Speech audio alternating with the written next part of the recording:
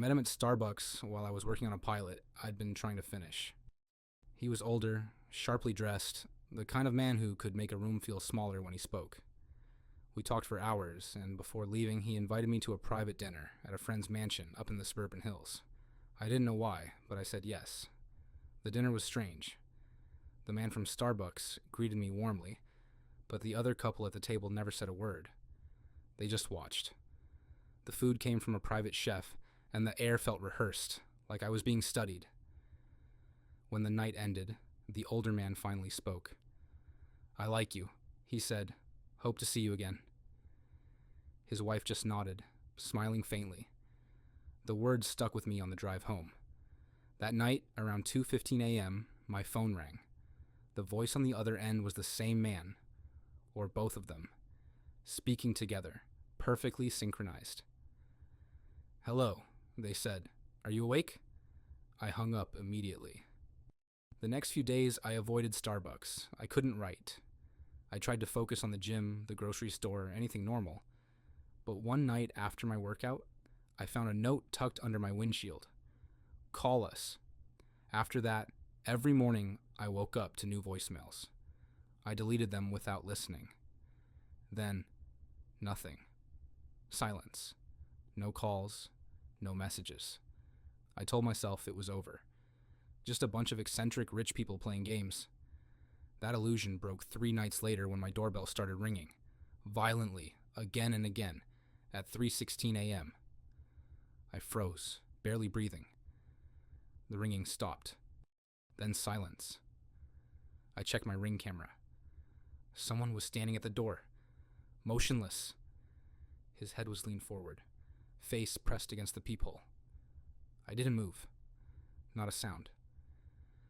But when I shifted slightly, he started again, hammering the doorbell like an alarm. He stayed for nearly 2 hours until finally turning away and disappearing down the street. The next day, I went back to Starbucks, hoping to find the man who'd started all this. He wasn't there. His number was disconnected. That night, I got another call from a private number. "You're a very rude individual," he said. I swallowed hard. "I don't understand what's going on." "You already joined when you accepted dinner," he said. "You were never supposed to leave." "What does that mean?" His tone shifted, calm and deliberate. "We just wanted to see if you'd remember."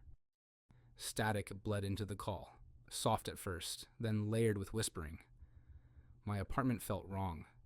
Heavy. I looked around and my stomach dropped. The photos on my wall had changed. In one, I was standing with people I didn't know. In another, the mansion from that night. I never took those photos. "What do you mean, remember?" I asked. "You've done this before," he said. The call screen flickered and was replaced by my Ring camera feed. A live view of my front door. My pulse spiked. On the screen, a figure stood there again, leaning into the peephole. I raised the phone closer. The man at my door was me. Same jacket, same hair, same expression. When I looked closer, I realized the world behind him wasn't mine. The streetlights were wrong, glowing dim red. The trees bent in one direction, frozen mid-motion, like they were caught in a wind that didn't exist. The sky above him wasn't night. It was daylight, but cracked and hazy, like sunlight bleeding through smoke. He wasn't trying to get in. He was trying to switch places. And for the first time, I understood what the man on the phone meant. I had joined them the moment I sat at that table. They weren't a secret society at all.